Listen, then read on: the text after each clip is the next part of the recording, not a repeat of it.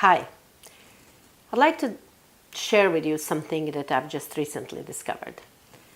For those of you who know me, you know that I've been on a journey of self-discovery for about over 3 decades now, which is practically started when I started practicing psychotherapy, because that's what my passion is about. Helping other people in their own self-discovery and obviously helping myself too. Well, tonight I discovered a little part that has been hidden from me for a long time. And I thought I've done pretty well in terms of personal growth and self-discovery. And this part is about our, what some people call ego, some people call shadow, some people call false self.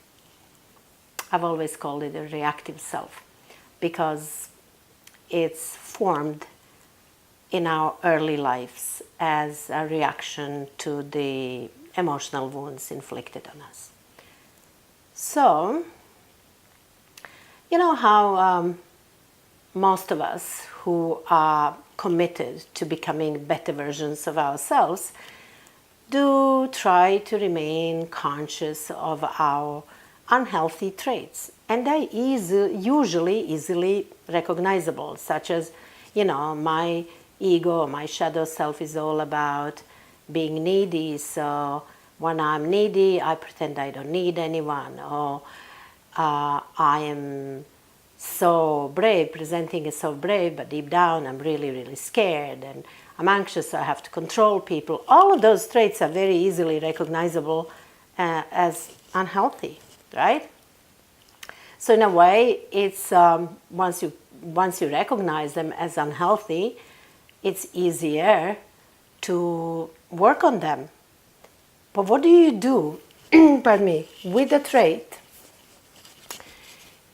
with a part of you that's not only wounded, but that's so cunning, so sophisticated, so seductive, so deceptive, that it presents as the best part of you. What I discovered about myself is that my wounded self attached itself to the part of me that I love most, that I cherish and value most in me.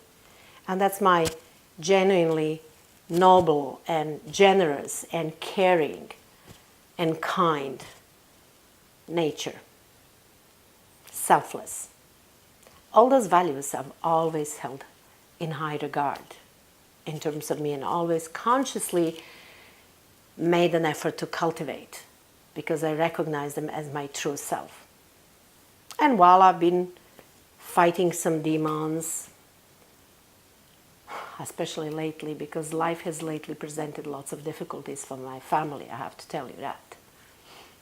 And maybe I'll tell you more about that some other time, but right now that's not relevant. What's relevant here is that I discovered that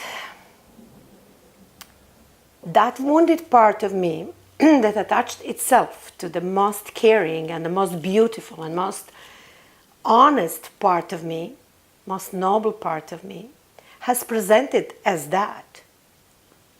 And therefore it remained hidden from me for all this time. Because why would you want to not be caring, not be selfless, not be noble, not be compassionate and generous? Of course you want to be that. Of course I want to be that. So when I discovered that actually my most beautiful parts of me are also my most wounded and least desirable and least attractive parts of me, that was a moment of, wow, what do I do with that? Well, I began wondering. So clearly I chose this profession because it's aligned with my true nature. And that's what I suppose makes me a good therapist, because at least that's what people tell me, and I see lots of people change their lives. So I'm thinking, how can that be now coming from my wounded self? So has everything I've built been based on my pathology, if I'm using a less compassionate word? What I've realized is Pardon me. Sorry. It's late and I'm tired. It's about midnight. I came home about an hour ago, so I had to share this. I couldn't wait until tomorrow. It's really raw in me. It's just so present. I have to share it with you. So what I realized is this. While in my professional work, my true self is still mostly present, and that's great, and it's working great. In my personal work, that's also present. In my, my personal life with the people who are closest to me, whom I love most, that part is also obviously present. Otherwise, people wouldn't love me, people in my life. But there's also this other sneaky part, this cunning, seductive, sneaky, deceptive part that tells me, right now you're acting out of love and generosity and nobility, while actually I'm not, because I step into their spaces and I start rescuing them. And it seems to me like I'm doing such a noble deed. But I'm actually, if I'm rescuing them, what I'm doing is I'm hindering their own personal process of self-discovery and self-actualization and growth. So that's the thing, you know. What do you do with with that part of you that's so sneaky? That's not just, you can't just discard it, right? So what I concluded I need to do is to be extremely aware of that tendency, and definitely also to be aware of the tendency to now